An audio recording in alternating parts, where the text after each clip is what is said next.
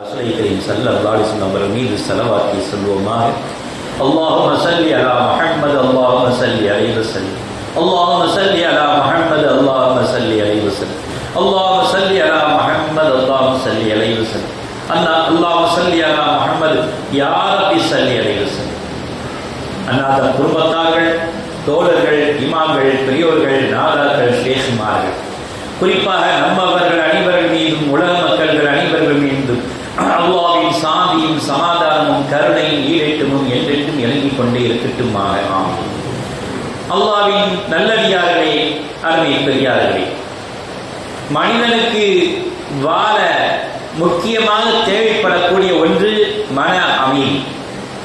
இந்த மன அமைதி இல்லாமல் மனிதன் தவிக்கின்ற தவிப்பு இருக்கின்றதே, அல்லோலப்பட்டு கொண்டிருக்கின்றார். எதை எடுத்தாலும் மன நிம்மதி இல்லை. அதனால் எனக்கு தூக்கம் இல்லை.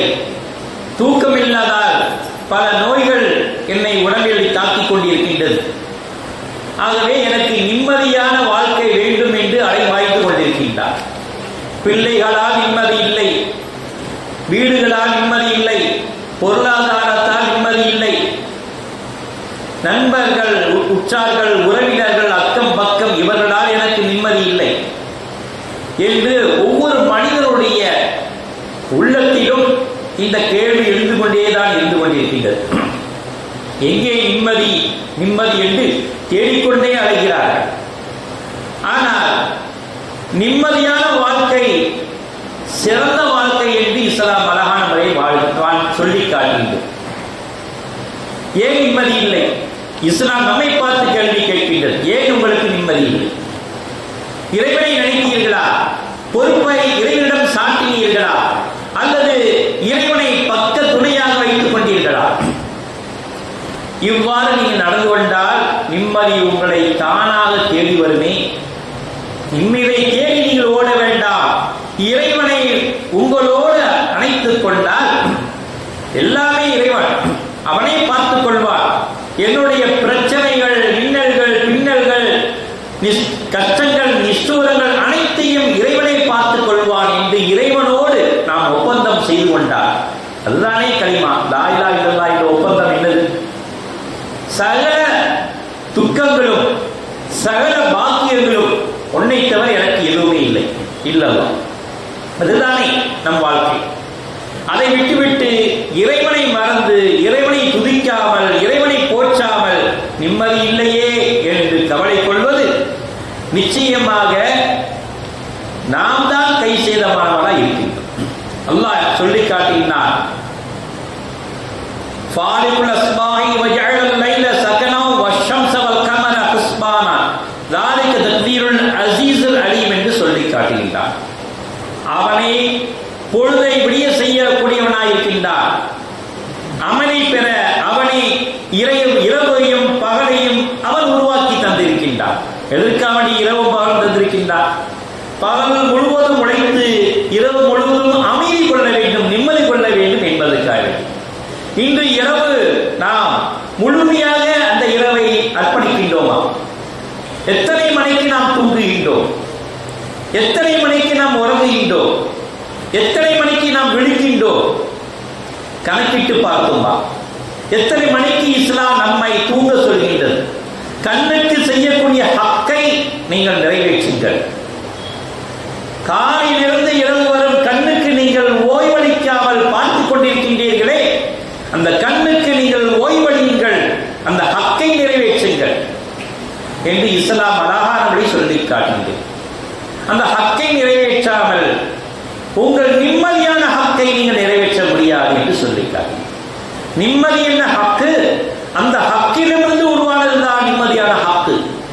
அந்த ஹக்கை உங்கள் உள்ளத்திலே கொண்டு வர வேண்டும் என்றால் கண்ணுடைய ஹக்கை நீங்கள் நிறைவேற்றிக் கொள்ளுங்கள் என்று சொல்லி, அதுக்கான இறைவன் இரவு பகலை மாற்றுகின்றார்.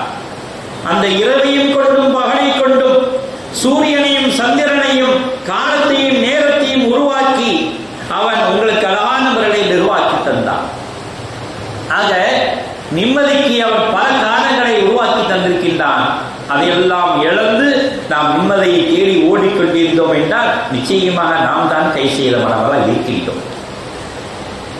இப்ராஹிம் அலைஹிஸ்ஸலாம் அவர்கள் அல்லாஹ்விடம் கேட்கின்றார்கள், வைது கால இப்ராஹிம் ரப்பி அரினி கைஃப துஹில் மௌத்தா, யா அல்லாஹ் நீ எப்படி உயிராக்குகின்றாய், எப்படி மௌத்தாக்குகின்றாய் என்பதை நான் அறிய வேண்டும், விளங்க வேண்டும் என்று இப்ராஹிம் அலைஹிஸ்ஸலாம் அவர்கள் கேட்கின்றார்கள். கால வலம் துமினு கால பலா வலாக்கின் ஐக்மா என்ன கல்வி, இதுல என்ன உங்களுக்கு சந்தேகம், நான் உயிரோட வைக்கிறேன், உயிரோட எப்படி எழுப்புற, எப்படி படைக்கிற என்பதில் உங்களுக்கு என்ன ஆச்சரியம், சந்தேகம், என் நம்பிக்கை இல்லையா, என் மேல் முழுமையாக அப்படின்னா என்ன யாருலாம் கால பலா அப்படின்னா இல்லை, அப்படின்னா நான் சரி என் மன ஆறுதல் அமைதி பெற, மன அமைதி பெற வேண்டும், ஆக்கின் எதுமா கல்வி என்னுடைய மனது அமைதி கொள்ள வேண்டும் என்பதற்காக. ஆக பிரச்சனையை நாம் தான் தேடிக்கொண்டிருக்கின்றோம். இப்ராஹிம் அலைஹிஸ்ஸலாம் அவர்கள் எப்படி இருந்தால் படைக்கிறான் அல்லாஹ், எப்படி ஹயாத்தாக்குறான், எப்படி மௌத்தாக்குறான், இதெல்லாம் நினைச்சு நினைச்சு நினைச்சு மனசு அமைதி இல்லாமல் தவிக்கிறார்.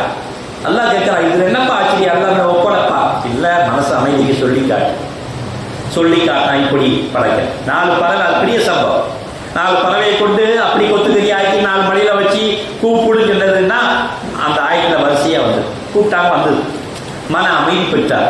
அந்த மன அமைதிக்கு பல பிரச்சனைகளை நாம் தேவையில்லாமல் நினைத்துக் கொண்டிருப்போம். அந்த தேவையில்லாத நினைப்புகளை விட்டும் நீங்கள் அப்புறம் தள்ளிக் கொள்ளுங்கள், நிம்மதியான உறக்கம் கொள்ளுங்கள், தேவையில்லாத பிரச்சனையை நீக்கிக் கொள்ளுங்கள். அதை போட்டு மண்டையை ஏற்றக்கூடாது. காலம் அப்படியே நமக்கு பதில் சொல்லிக்கிட்டே இருக்கும், இந்த பிரச்சனையை தீர்த்து வைத்துக் கொண்டே இருக்கும்.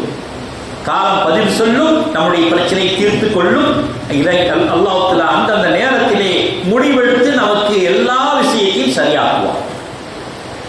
ஒவ்வொரு விஷயத்திலும் என் பிள்ளைக்கு இப்படி ஆயிடுச்சு, என் மகனுக்கு இப்படி ஆயிடுச்சு, என் மகளுக்கு இப்படி ஆயிடுச்சு, அதெல்லாம் கவலைப்பட. அல்லாஹ் ஒரு இடத்தில் தேர்ந்தெடுத்து வைத்து விட்டான், நிச்சயமா அல்லாஹ் உங்க மனதை சாந்திப்படுத்துவான்.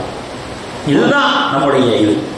பெருமானார் ரசூலுல்லாஹி கரீம் ஸல்லல்லாஹு அலைஹி சொல்லி காட்டினார்கள், மனிதனுக்கு அமைதியை, துக்கம், நிம்மதி, மகிழ்ச்சி எதையும் தாங்கும் இதயம், இவையாவும் இறைவன் வழங்கிய ரஹமத் என்று சொல்லிட்டார்.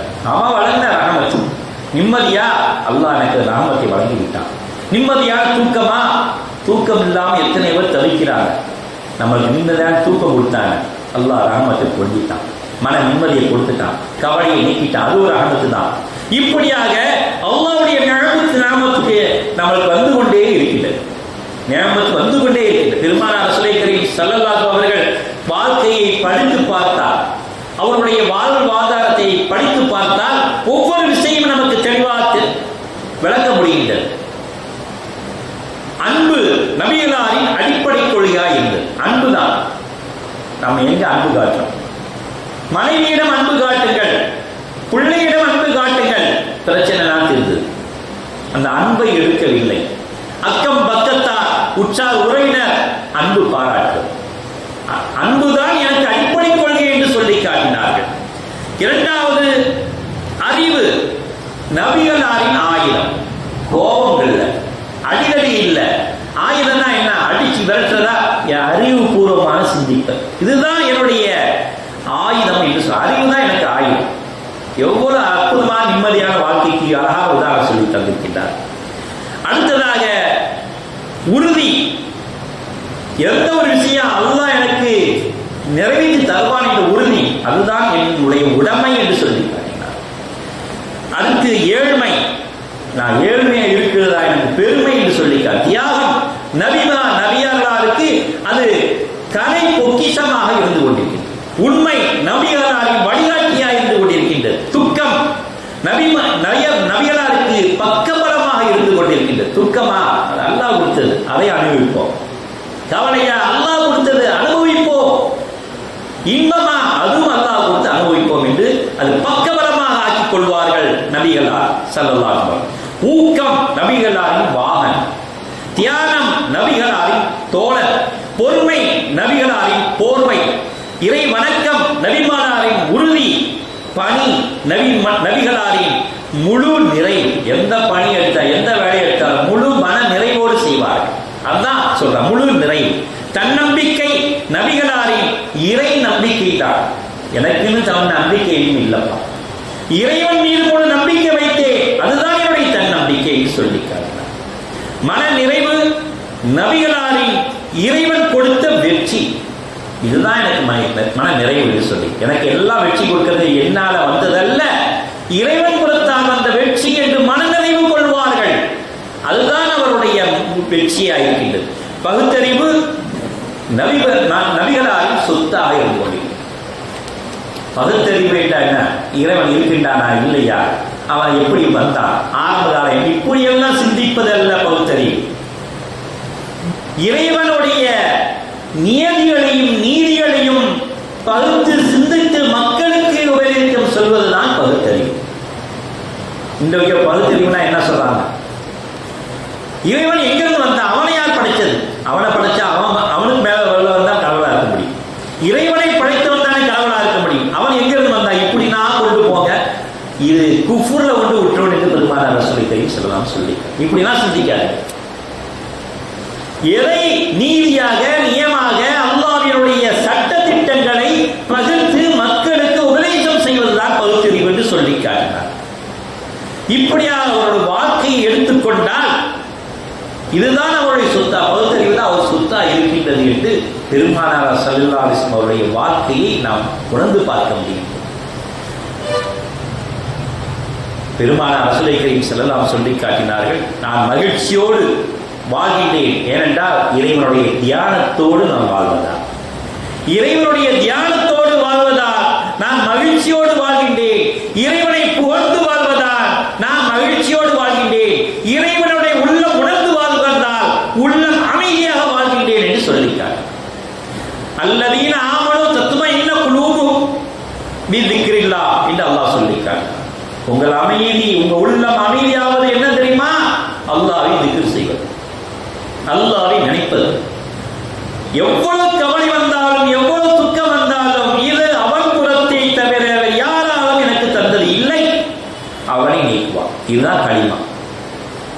கவலை தந்தவன் யாருமே இல்லை இல்லல்லா, சந்தோஷத்தை தந்தவன் யாருமே இல்லை இல்லல்லா, மன மகிழ்ச்சியை தந்தவன் யாருமே இல்லை இல்லல்லா. இதுதான் நம்முடைய களிமாக ஒழிக்க வேண்டும். ஏனென்றால் அல்லாஹ் தஆலா மனித உடம்பிலே பல சுரபிகளை வைத்திருக்கின்றார். மகிழ்ச்சிக்கு ஒரு சுரபி சுரந்து கொண்டிருக்கின்றது என்று விஞ்ஞானிகள் சொல்லி காட்டினார். மனிதனுக்கு மகிழ்ச்சி சுரபி என்று சுரக்கின்றது, அந்த சுரக்காவிட்டால் அவன் மகிழ்ச்சியாக இருக்க முடியாது. ஒருத்தனை பார்த்தா போதும் சந்தோஷமா இருக்க மாட்டேன், என்ன இவர் என்னத்தை சொன்னாலும் சிரிக்காம இருக்காரு, இப்படி மகிழ்ச்சி இல்லாம இருக்காரே என்று சொல்லுவோம். ஒரே கவலையா இருக்கிறார, துக்கமா, அவருக்கு மகிழ்ச்சியுடைய சுரபி சுரக்குது. ஏன் சுரக்கவில்லை? மலக்குமார்கள் மகிழ்ச்சி சுரப்பியை சுரக்க தடுத்துவிட்டார்கள். ஏன் தடுத்தார்கள்? இவன் இறைவனை திக்ர் செய்ய மறுத்துவிட்டான். இறைவனை திக்ர் செய்வதால் மலக்குமார்கள் குசியாகி உங்கள் உடம்பில் உள்ள சுரபிகள் எல்லாம் சுரக்க வைக்கின்றார்கள். எந்த சுகரும் வராது, எந்த கொலஸ்ட்ராலும் வராது, எந்த இது வராது. ஏனென்றால் அவர்கள் எல்லாத்தையும் சுரக்க வச்சிருவாங்க. நம்ம திக்ர் செய்யணும். ஒவ்வொரு பக்தியும் நம்ம வெள்ளிக்கிழமை பொழுது குடிச்சோடனே திக்ரில் கூட இருக்காம ஓடிவோம். ஏன்னா மன அமைதி நமக்கு வேண்டாங்க, நமக்கு அதுக்கு ரொம்ப தூரம். திக்ர் செஞ்சோம்னா மன அமைதி வந்துடும், மன அமைதி வந்தா அதுக்கு நமக்கு ரொம்ப தூரம். ஆக எனக்கு மன அமைதியே வேண்டாங்க ஓடக்கூடியவர் நிறைய பேர் இருக்காங்க. அப்படின்னா இருக்கு. ஆகவே தான் விஞ்ஞானிகள் பார்க்கும்போது சுரபியுடைய ஹார்மோன்களை பட்டியலிட்டு பார்க்கும்போது டோபமைன், செரோட்டோனின், ஆக்சிடோசின், எண்டோர்பின் என்ற சுரபிகள் எல்லாம் சுரக்கின்றன. இந்த சுரபிகள் இறைவன் உங்களுக்கு கொடுக்கப்பட்ட ஒரு வழங்கிய ஒரு நாளமில்லா சுரபிகளாக அல்லாஹ் தஆலா வழங்கியிருக்கின்றார். இந்த சுரபிகளுடைய வேலை என்ன? டோபமைன் சுரபி மகிழ்ச்சியையும் வெகுமதியையும் அளிக்கக்கூடிய ஒன்று. மனசுல ஒரு ஆளுக்கு ஹிபத்தா கொடுக்கணும், ஒரு தர்மமா கொடுக்கணும்னா இந்த சுரபி சுரக்கும். அதுக்கு யார் உதவணும்? மலக்குமார்கள் அல்லாஹ் உத்தரவு கிட்ட அந்த சுரபியை சுரக்கப்பாங்க. உடனே மனசுல எல்லாம் வழங்கணும், இவருக்கு அதை கொடுக்கணும், சந்தோஷமா இருக்கணும், மகிழ்ச்சியா இருக்கணும் என்ற ஒரு எண்ணம் ஏற்படுகின்றது. செரோட்டோனின் இது மனநிலையை திருப்தி அடைய வைக்கின்றது. போது இந்த மனம் இன்னும் கொஞ்சம் கிடைச்சாலே போதும்னு வரைய வர அந்த எண்ணம் வந்துச்சு. நாம் சொல்லி சொல்றதா போது இந்த மனம் மன சோர்வை குறைக்கின்றது, பதற்றத்தையும் குறைக்கின்றது, திடுக்கத்தையும் குறைக்கின்றது என்று விஞ்ஞானிகள் அதை பற்றி சொல்லி காட்டுகின்றார். ஆக்சிடோசின் இது காதல் ஹார்மோன்கள் என்று சொல்லப்படுகின்றது. ஒரு மனிதரிடம் அன்பு காட்டுவது, மனைவியிடம் அன்பு காட்டுவது. சிலவன் லவ் பண்ணிட்டே இருப்பான், நிறைய சொல்றது அர்த்தம் இல்லை, அவனுக்கு புத்தி தடுமாறிடுச்சு, ஓவரா திங்க் பண்றது. இந்த ஹார்மோன்கள் எப்படிப்பட்டது? அன்பு காட்டக்கூடிய இடத்தில் அன்பு காட்டுவார்கள், பிரச்சனை உள்ள இடத்தில் தீர்த்து வைப்பார்கள். இப்படிப்பட்ட ஒரு ஹார்மோன் தான் இந்த ஆக்சிடோசின் என்று சொல்லி காட்டுகின்றார். எண்டோர்பின் இது வலியை நீக்குகின்றது. வலி அதிகமாக இருந்தால் அந்த மாத்திரை கொடுப்பாங்க, அந்த சுரங்கி சுரக்கணும்ட்டு, சுரந்தா வலி எல்லாம் போகுது. ஆனால் இயற்கையிலே அல்லாஹ் தனது சுரங்கியை சுரக்க வைக்கின்றான் நீங்கள் திக்ர் செய்வதன் மூலமாக. இவற்றையெல்லாம் அல்லாஹ் மேன்மைப்படுத்துகின்றான் என்று இஸ்லாம் அழகான முறை சொல்லி காட்டியது மலக்குமார்கள் மூலமாக. ஆகவே தான் பெருமானார் ரசூலை கரீம் ஸல்லல்லாஹு அலைஹி வஸல்லம் அவர்கள் ஒரு சஹாபி கேட்கிறாங்க, யா ரசூலுல்லாஹ், எனக்கு ஒரு வாகனம் இருந்தால் நல்லா இருக்குமே. வாகனம் தானே வேணும், உனக்கு ஒரு அழகான ஒட்டக குட்டியை தார எடுத்துக்கோ. ரசூலுல்லாஹ் பார்த்துருக்கேன், என்ன யாரும் சொல்ல, வாகனம் கேட்டால் ஒட்டக குட்டியில் எப்படி போகிறது? அவன் சிரியப்பா அப்படிங்கிறாங்க. சொல்ல எதுக்காக வேண்டிய அவர்கள் கவலையில் இருந்தவருக்கு சிரிக்க வைக்கின்றார்கள். இந்த ஒட்டகம் ஒரு பெரிய ஒட்டகத்தோட குட்டியாத்தானே இருக்கணும், அதனால அந்த ஒட்டகத்தை ஒட்டகத்தின் குட்டி, இதுக்கு ஒரு தாய் ஒட்டி இருக்காங்க தெரியுமா, அதோடைய குட்டி, அதை ஒன்று தாரா இருக்கலாம். பெருமானார் ரசூலை கரீம் ஸல்லல்லாஹு அலைஹி வஸல்லம் அழகான முறை சிரிக்க வைக்கின்றார். அவர்கள் வீட்டிலே சாப்பிட்டு கொண்டிருக்கின்ற நேரத்திலே பேரிச்சம்பழ கொட்டைகள் எல்லாம் எடுத்து அடிகளில்லா தட்டையிலே வைக்கின்றார். உடனே சொல்றாங்க சாப்பாடு பார்த்து, அடியை பார்த்தீங்கன்னா எவ்வளவு பேரிச்சம்பழம் தின்ட்டாங்க. ஆனா அடிகளில்லா மிகப்பெரிய அறியாளி, நானாவது கொட்டையை விட்டு வச்சேன், ரசூலுல்லாஹ் தட்டுல பாருங்க கொட்டையே இல்லைன்றார். அவங்களுக்குள்ள மகிழ்ச்சியை பரிமாறிக்கொள்கின்றார்கள். இதனால் தான் பல நோய்கள் தீர்கின்றது என்று பெருமானார் ரசூலை கரீம் ஸல்லல்லாஹு அலைஹி வஸல்லம் சொல்லி காட்டினார். பல நோய்கள் தீர்கின்றது. அலி ரலியல்லாஹு அன்ஹு அவர்களை காணவில்லை, அன்னை தன்னுடைய மகனார் வீட்டுக்கு செல்கின்றார்கள். ஃபாத்திமா நாயகமே, அலியை காண வந்திருக்கின்றேன் எங்க? அவர் என்று சண்டை போட்டு கோவிச்சு போயிட்டார். அப்படியா, சண்டை போட்டு போகிற அளவுக்கு நீங்க சண்டை போட்டீங்க, சிரிப்பு காட்ட வேண்டியதானே என்று சொல்லி வேகமா பள்ளியாசலை தேடி பார்த்தா பள்ளியாசலை படுத்து உறங்கி கொண்டிருக்கின்றார்கள். அவர்கள் ஆணை அகண்டு மண்ணெல்லாம் பிறந்து உடம்பெல்லாம் மண் புழுதியா இருக்கின்றது. உடனே பெருமானார் ரசூலை கரீம் ஸல்லல்லாஹு அலைஹி வஸல்லம், ஏ அபு துராப், மண்ணின் தந்தையே என்று தட்டி எழுப்புகின்றார்கள். எழுந்திருச்சு பார்க்குறாங்க, எதுக்கு ரசூலுல்லாஹ் நம்மளை பார்த்து அபு துராப் என்று சொன்னாங்க, மண்ணின் தந்தை என்று சொன்னாங்க. பார்க்குறாங்க, மேலெல்லாம் மண் ஒட்டிருக்கு. சிரிச்சிட்டாங்க. இதுக்கு தான் சொன்னாங்க, நீங்க மண்ணின் தந்தையை இருக்க வேண்டாம், எழுந்துறீங்க, நீங்க ஹசன் ஹுசைன் அவர்களுக்கு என்னுடைய பேர குழந்தைக்கு தந்தையா முதல்ல இருங்க, போங்க வீட்டுக்கு வந்து அனுப்புறாங்க. அந்த மன மகிழ்ச்சியோடு வீட்டுக்கு போறாங்க, எல்லா பிரச்சனையும் தீர்க்கின்றது. ஆக மன மகிழ்ச்சியை தீர்ப்பது, இந்த மன பிரச்சனை எல்லாம் தீர்ப்பது மன மகிழ்ச்சியால் தான் இருக்கின்றது என்று பெருமானார் ரசூலை கரீம் ஸல்லல்லாஹு அலைஹி வஸல்லம் சொல்லியிருக்கிறார். ஆகவே அருமை பெரியார்களே, அப்படிப்பட்ட மன மகிழ்ச்சியோடு யாரையும் புண்படுத்தாத முறையில் மன மகிழ்ச்சி கொள்ள வேண்டும். எப்படி ரசூலுல்லாஹ் மற்றவர்களை புண்படுத்தவில்லையோ, அதிலும் ஒரு நகைச்சுவை இருந்ததோ, அதே போல குடும்பத்தில் பிள்ளைகளோடு மன மகிழ்ச்சியோடு, மனைவியோடு மன மகிழ்ச்சியோடு, தாய் தந்தையோடு மன மகிழ்ச்சியோடு யார் ஒருவர் வாழ்கின்றாரோ அவருக்கு எந்த பிரச்சனையும் வராது, எந்த நோயும் வராது. மனம் மகிழ்ச்சி ஆகிவிட்டால் அந்த மகிழ்ச்சி நரம்புகள் உடம்பெல்லாம் பரவி நோயை தீர்த்துவிடும் என்று விஞ்ஞானிகளும் சொல்லி காட்டியிருக்கிறார். ஆகவே அப்படிப்பட்ட மன வாழ்க்கையை நிழமத்தை அல்லாஹ் தஆலா நம் அனைவருக்கும் வழங்குவானாக. வாஹிர் அல்ஹம்துலில்லாஹி ரப்பில் ஆலமீன். பாரக்கல்லாஹு